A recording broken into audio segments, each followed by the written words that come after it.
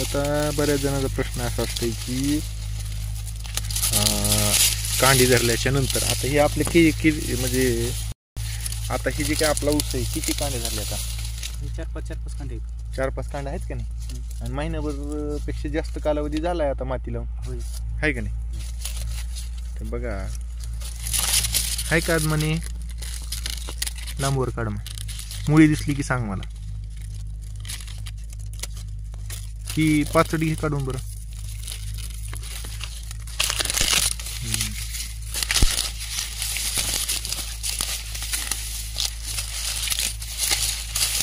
आता इथंच उकर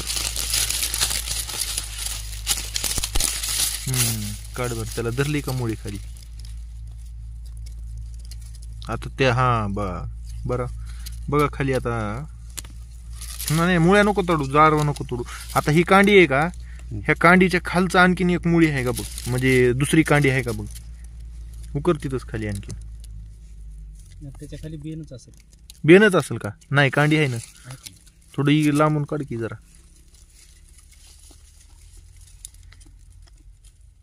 बेण्याची कांडी लागली का आज म्हणे?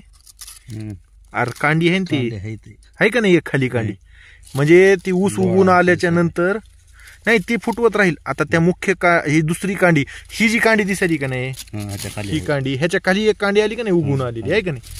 म्हणजे शेतकरी बांधवांनो सांगायचा उद्देश माती आपण व्यवस्थित लावली पाहिजे.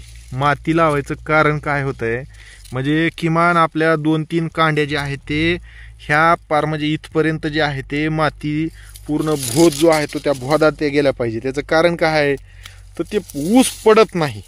आता जी काही जूनच्या नंतर जी काही पडणारा पाऊस आहे त्याच्यात माती व्यवस्थित लागली तर ऊस पडणार नाही हा एक महत्त्वाचा विषय. आणि दुसरं हा का आता ही जी काही आहे ना इथून मुळ्या फुटायला चालू झालेल्या आहेत. ह्या मुळ्या फुटल्यामुळं काय होणार ह्या मुळ्या लांबल्या की ते अन्न ग्रहण करायला मदत करणार. दुसरा विषय ह्या मुळ्या व्यवस्थित ह्या ऊसाला तग धरून ठेवण्यासाठी सुद्धा मदत करणार. त्याच्यामुळं जास्तीत जास्त आपलं म्हणजे 2-3 कांड्या जे आहे ते मातीमध्ये गेल्या पाहिजे. भोद आपला चांगला जसा ह्यांनी तयार केलाय भोद चांगला झाला इथं तसं नियोजन आपण केलं पाहिजे. असं हे 2-4 कांड्या जे आहेत ते व्यवस्थित सगळ्या मातीत गेल्या पाहिजे.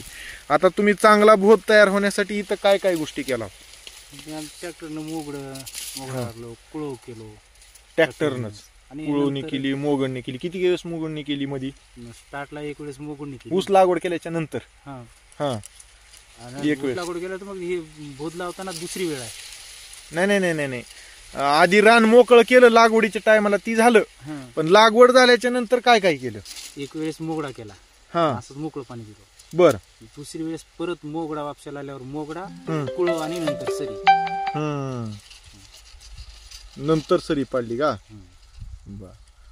तर त्याच्यामुळं मग भोद चांगला लागावा ह्याच्यासाठी काय त्या ह्याला जुगाड काही येडबीड लावलं होतं काही? नाही ते नांगराला फाळच आहेत तसे. फाळच चांगली आहेत का?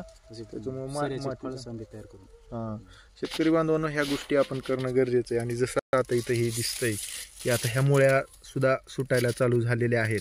ह्या मुळ्या सुटायला चालू झाल्या कारणानं एकतर ह्याची म्हणजे व्यवस्थित स्ट्रेंथ येते ह्याला आणि अन्नग्रहण करण्यासाठी सुद्धा त्या मुळ्या ज्या आहेत त्या आपल्या ह्या ऊसाला मदत करणार आहेत. त्याच्यामुळं माती लावताना सर्वांनी चांगली काळजी घ्या. भोद चांगला आपला तयार झाला पाहिजे.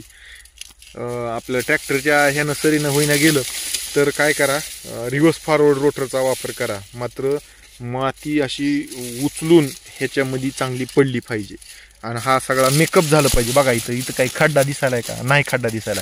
हे प्रॉपर एकदम असं हे शार्प झालेलं आहे म्हणजे यू टाईप जे म्हणतो ना आपण तसं झालं पाहिजे. ही काळजी आपण घेणं गरजेचं आहे.